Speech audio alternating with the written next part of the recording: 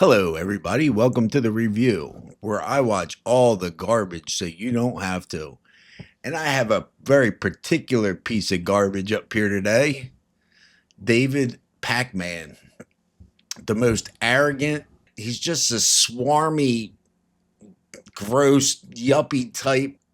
I could totally see him on a bus telling somebody, "Oh, I got a bachelor's degree," or, some shit like that. Like, I could totally see him doing something like that.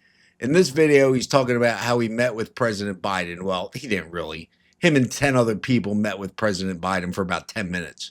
But they met with people in the White House to discuss basically the online creator community and the Democrats. And I think from what I've watched so far that he's got it completely wrong on the community on the other side. He has it completely wrong what the community is all about, how it started, what it's about, why the community is. I think he has it completely wrong. I'll let you watch the video. I'm going to run it like 1.5 speed, so you don't have to put up with this guy for very long, and then I'll give you a little commentary on it. And so one of the things I've said that's been notable about the Biden White House is that such an office exists, a group of people specifically designed to be intermediaries between the administration and online creators like me as an alternative to the legacy corporate media being the only media apparatus that is even kept informed about what's going on at the White House or has access to the president. Now, I will give you the good and then the not so good.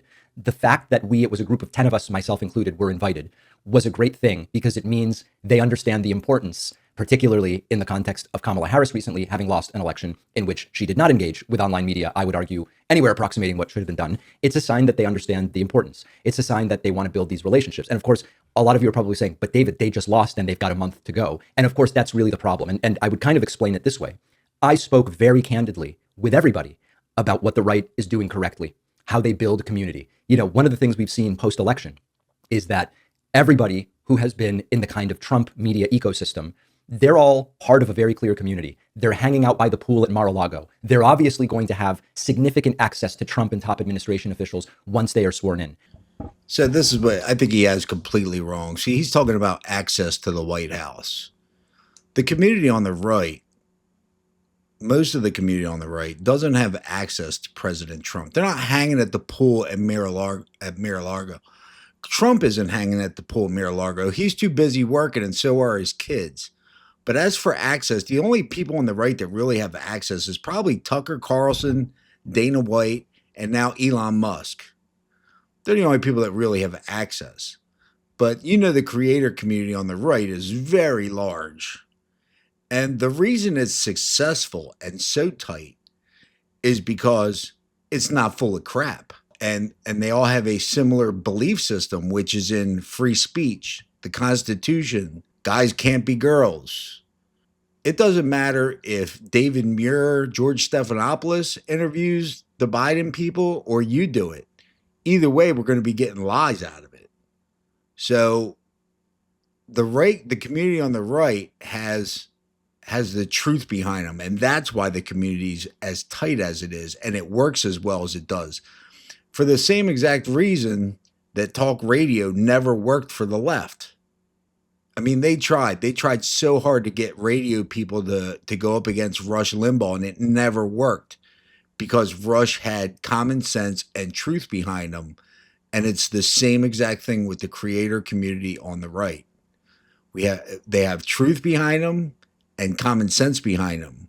Where you guys just say a bunch of big words and think that because you sound smart, people are going to do what you tell them to do, whether you're telling them the truth or not. And the fact of the matter is people are waking up to it. Obviously, we saw that in this past election. People are getting wise to the absolute lies on the left. Whether you're spitting them or Good Morning America is spitting them or The View's spitting them, they've become obvious.